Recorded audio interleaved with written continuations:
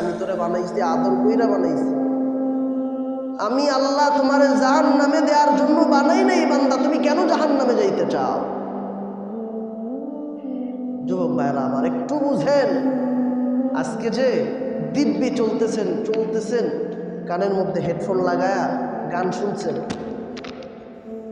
মোবাইলের মধ্যে আজকে আমাদের জীবনটাকে তছনছ করে ফেলছে এই মোবাইলের গুনায় এত পরিমাণ আসক্ত আমরা। যুবক ভাইরা গাড়িতে চলতেছি, কানের মধ্যে হেডফোন লাগায়া মোবাইলে অশ্লীল ছবি দেখতে দেখতে গাড়িটা চলছে।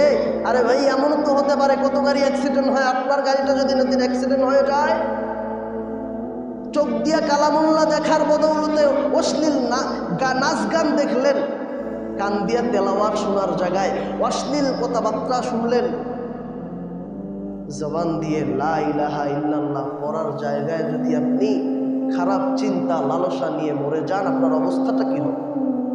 একটু চিন্তা করেন না ভাই, একটু চিন্তা করেন আপনার অবস্থাটা কি হবে। আজকে আমরা দিব্যি চলছি দুনিয়াতে, যা পাচ্ছি খাচ্ছি, যেমনে পাচ্ছি তেমনে চলছি।